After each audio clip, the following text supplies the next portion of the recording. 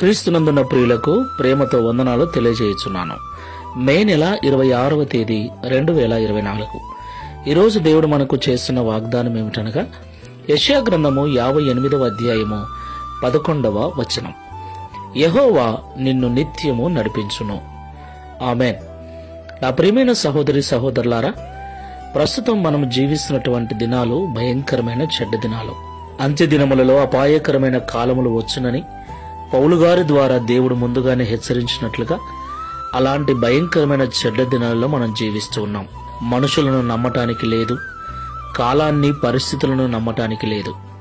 ఎటు చూసినా పాపము, ఎటు చూసినా శాపము, భయంకరమైన తెగుళ్ళు, రోగాలు.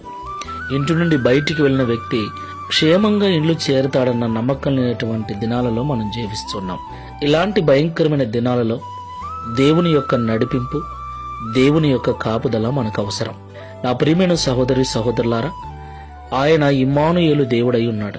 దేవుని నడిపింపు మనకుంటే, ఆయన మనకు తోడుగా ఉంటే, ఆయన మనకు ముందుగా వెళతాడు. ఇనుప గడియలు విరిచివేసి ఇత్తడి తలుపులు తెరిచి వేస్తాడు, మార్గములను సరళము చేస్తాడు. దేవునికి మహిమ కలుగునుగాక. మరి దేవుడు మనకు నిత్యము తోడుగా ఉండాలి అంటే మనము దేవునికి ఇష్టమైన వారముగా ఉండాలి.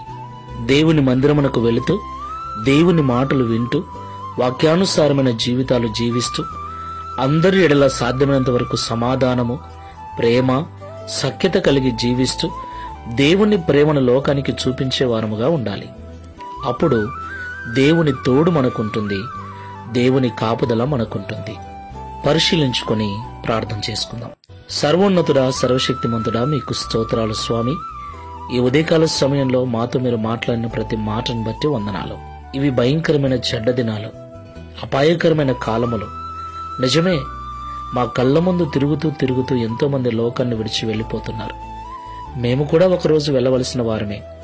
అయితే మేము వెళ్లే లోపుగా, మా ఆయుర్ధానము తీరే లోపుగా నీతో కలిసి సంతోషంగా జీవించున్నట్లు నీ కాపుదల మాకు అవసరం. ఈ భయంకరమైన చెడ్డ దినాలలో నీ నడిపింపు మాకు అవసరం. ప్రియ తండ్రి, మీరు మాకు నిత్యము తోడుగా ఉండి నడిపించున్నట్లుగా మేము నిన్ను సంతోషపెట్టే బిడ్డలముగా, మీరు ఇష్టపడే పిల్లలముగా ఉండుటకు సహాయం చేయండి. నీ మాటలు వింటున్న మేమందరం కూడా వాటి ప్రకారంగా జీవిస్తూ నిన్ను సంతోషపరుస్తూ, తద్వారా నీ నడిపింపులో ఉండుటకు, నీ క్షేమాన్ని పొందుకొని సురక్షితంగా బ్రతుకుటకు సహాయం చేయమని ఈ ప్రార్థనలో ఏకీవిస్తున్న ప్రతి ఒక్కరికి అలాంటి జీవితములు అనుగ్రహించి ఈ వాగ్దానమును నెరవేర్చి మీ నామాన్ని మహిమపరచుకునమని యేసు నామములో ప్రార్థిస్తున్నాము తండ్రి. Amen. Praise the lord. God bless you.